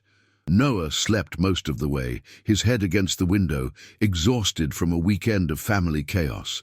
James drove while Grace sat in the passenger seat, her hand resting on his leg, watching the landscape change as they moved from the northeast back toward the Pacific. "Your mom told me she's grateful for me," Grace said at one point. "She said that?" James asked. "What else did she say?" "That you were lost before me, and I made you real." James was quiet for a moment. "I think she's being generous," he said finally. "You didn't make me real. You just gave me permission to be real. You made it safe for me to be imperfect and present and actually human."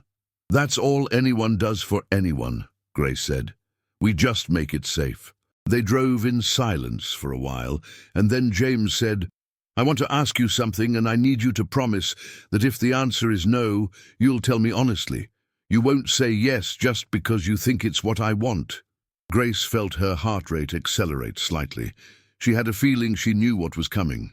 "Okay, I promise. I want to marry you," James said. He wasn't looking at her. He was focused on the road.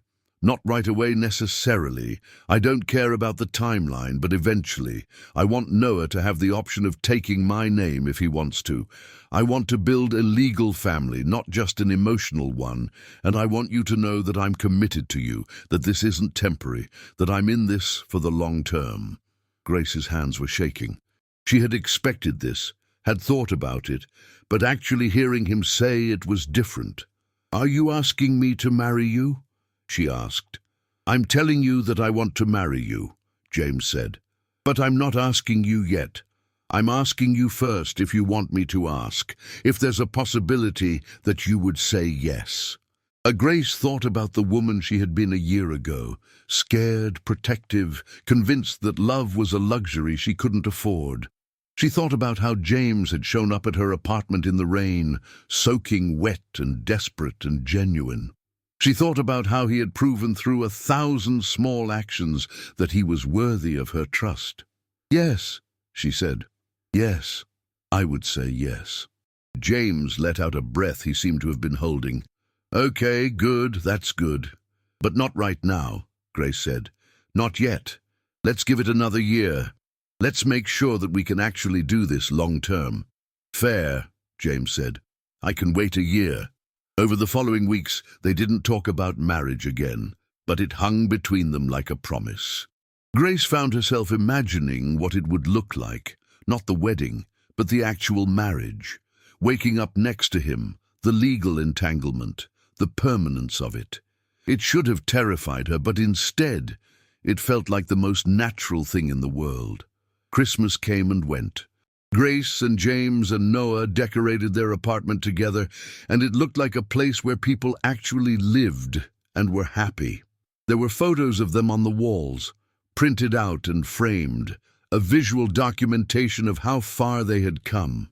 There was one of Noah teaching James guitar, one of Grace and James at the Whitmore Holdings holiday party, dressed up and confident.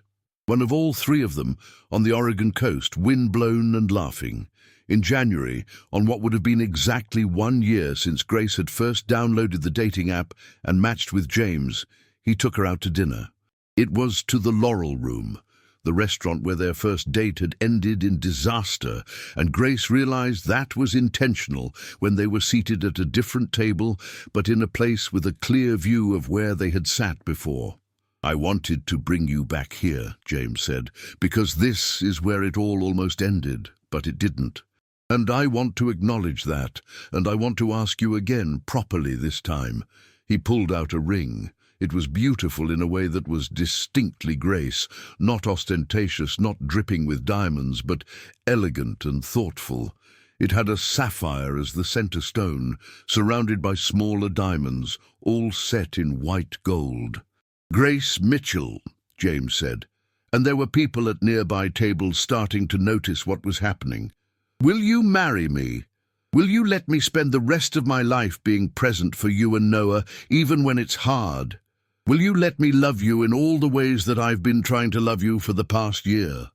Grace said yes, and she said it clearly, and she meant it with every part of herself that had learned how to trust again. The proposal itself became a small news story in Portland business circles. Billionaire CEO proposes to woman he met on dating app. There were articles about Grace, about her business, about how she had managed to capture the heart of one of the most eligible men in America. Some of it was kind, some of it was invasive. Grace learned to ignore most of it and focus on the parts that mattered. What mattered was that Noah was happy. What mattered was that when Grace told him she was going to marry James, his first question was, "Can I be in the wedding?" And his second question was, "Will James officially be my dad?" "If you want him to be," Grace said carefully. "We would have to ask him, but I think he would like that." James, when asked, actually cried. He held Noah while tears ran down his face and said yes, absolutely yes, he would be honored to be Noah's dad. They planned the wedding for the following autumn, long enough to plan something meaningful without it being so far away that it felt hypothetical. Grace wanted it in Portland, somewhere small and intimate. James wanted to honor both of their families. They compromised on a ceremony in Forest Park, in a clearing surrounded by Douglas fir and hemlock trees, with 150 people, close friends, family, and people who had been meaningful in their journey. The months leading up to the wedding were busy, but not stressful. Grace continued developing her documentary series. James continued running Whitmore Holdings, but with a sustainable approach that allowed him to be present. Noah prepared for 4th grade and practiced his guitar and slowly became more comfortable with the idea of officially having James as his father. On the morning of the wedding, Grace woke up in her old apartment. She had wanted to keep the tradition of not seeing James before the ceremony, and she felt calm. She wasn't nervous. She was ready. Mariana came over to help her get ready, and they drank coffee and talked about how far Grace had come. "Do you remember," Mariana said, "when you were convinced that having money meant someone was fundamentally incompatible with you?" "I was an idiot," Grace said. "You were scared," Mariana corrected. "There's a difference. The ceremony was perfect in the way that real things are perfect, not flawless, but true. There was a moment when Noah, who was walking Grace down the aisle in place of her absent father, got nervous and reached for her hand. There was a moment when James looked at her like she was the most extraordinary thing he had ever seen. There was a moment when they exchanged vows that they had written themselves, acknowledging the struggle and the risk and the love that had made it all worthwhile. "I promise," James said, looking directly at Grace, "to show up, even when it's hard, to be present with you and with Noah, not just physically but emotionally, with my whole self. I promise to keep learning how to be the person you deserve, and I promise to love you fiercely and honestly for the rest of my life." Grace's vows were simpler, but no less meaningful. "I promise to trust you with my heart, even though trust doesn't come easy to me. I promise to build a life with you that's real and messy and true. And I promise to never stop choosing you as long as you're choosing me." At the reception, which was held under a tent in the same park, there were toasts and dancing and the kind of joy that comes from knowing that something that seemed impossible has actually become real. Catherine cried during her toast about gaining a daughter and a grandson. Mariana told the story of how she had encouraged Grace to go on that first date, conveniently leaving out the part where Grace had also nearly sabotaged the whole thing multiple times. Noah, in a moment of surprising eloquence for a 9-year-old, told everyone how happy he was to have James as his dad. Late in the evening, when most of the guests had left and only close family remained, Grace and James sat together under the stars, which were visible in small pockets between the clouds. They weren't alone. Noah was nearby, talking to James's cousins, but they had created a small bubble of intimacy in the chaos. "I can't believe we're married," Grace said. "I can," James said. "I've been able to believe it since the day you told me you would marry me. Everything after that was just logistics." "That's very romantic," Grace said dryly. "I'm a romantic guy," James said, and she could hear the smile in his voice. "I just express it through persistence and showing up at people's houses in the rain." Grace laughed, a real laugh that came from deep in her chest.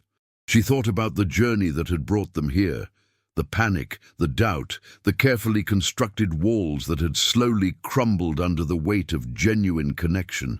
She thought about how terrifying it had been to let someone in, and how the terror had been worth it.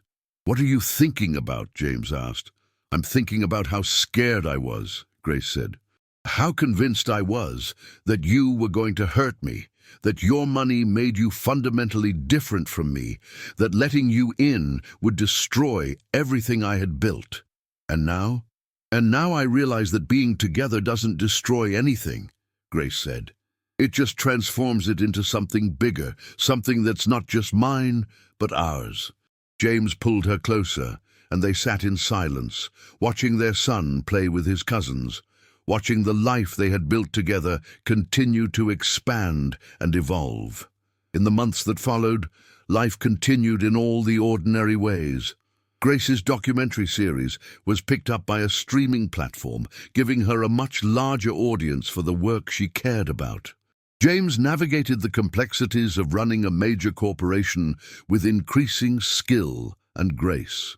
Noah finished 4th grade and started a club focused on environmental advocacy, inspired by the work that Whitmore Holdings was doing in clean energy. They moved into a house in Portland, something with enough space for all of them, with a garden where Noah could plant things and James could work on the guitar without disturbing the neighbors. It was a normal house, not mansion-like, despite James's ability to afford something much larger. Grace had insisted on that, and James had agreed. They wanted a home that felt lived in, not a status symbol. On a quiet evening in late spring, about 6 months after the wedding, Grace found herself thinking about the woman she had been when she first downloaded that dating app. That Grace had been strong in her own way, protective, careful, determined to survive on her own terms. But she had also been lonely, even if she wouldn't have admitted it. She had been so afraid of being hurt that she had limited the possibilities for being happy. Now, sitting on the porch of their house with James beside her, watching Noah practice guitar chords on the grass, Grace understood that love wasn't about finding someone who would never hurt you. It was about finding someone whose presence in your life made the risk of pain worth taking. "What are you thinking about?" James asked.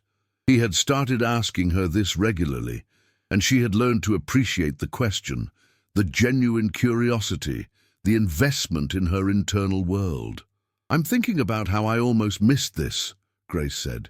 "How I almost let fear convince me that you weren't worth the risk." "But you didn't," James said. "No," Grace agreed. "I didn't."